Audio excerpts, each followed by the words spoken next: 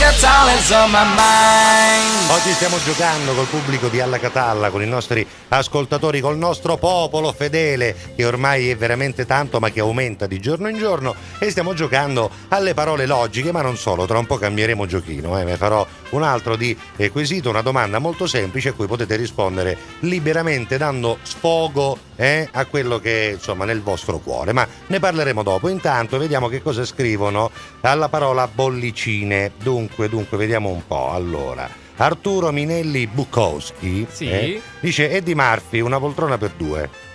Ho una mente troppo fine. E dire che non faccio meccanico, Peppe, sono un ciunfista.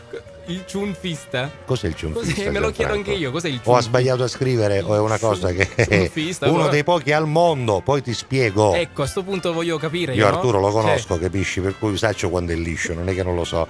Vera Calabretta dice Vasco Rossi e poi scrive ancora e dice Coca-Cola. Hai capito? Ci vengono due cose in mente, guarda caso.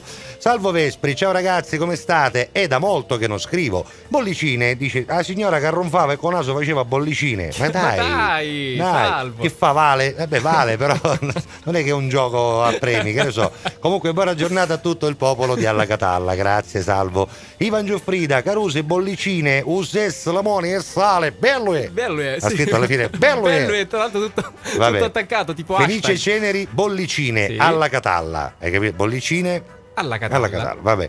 E poi tanti altri che scrivono anche alla nostra Whatsapperia. Vediamo cosa scrivono. Buongiorno bellissime, con bollicine mi viene in mente un nome, Martina. Sarà effervescente naturale questa qua. Buongiorno Peppe e Gianfranco, se dite bollicine la prima parola che mi viene in mente è acqua. Saluti da Ciccio, vabbè Ciccio è il nostro amico che noi lo conosciamo. Che bollicina al massimo l'acqua, capito? E quando ce ne sono di più vuol dire che ce l'avevi in giro intra, capito? Vabbè, buondì Peppe e Sami. Comunque Sami non lo so.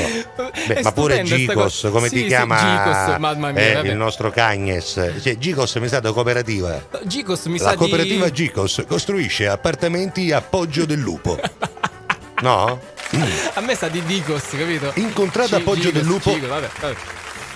Tanti nomi strani. Cooperativa Gicos Impianti SRL. Gicos Impianti SRL per il tuo cancello automatico. Ma è perfetto? È perfetto, suona benissimo. Per le tue piante usa Gicos, lo senti? Anche quello, c'è il Gico, quello, sai, no? Sto morendo. Per i gerani. Per i gerani, sì. E per il puddisino? Gico puddisino. Specifico per il tuo prezzemolo di casa, lo senti? Perché c'è quello di casa Certo. e quello selvaggio pure, no? Usa anche la scorta Gico Puddi. Piccola, quella, la bottiglietta che non c'è già se Gico Puddistino scritto, per cui l'hanno chiamato Gico Puddi, che è la ricarica da 250 ml. Vabbè, va.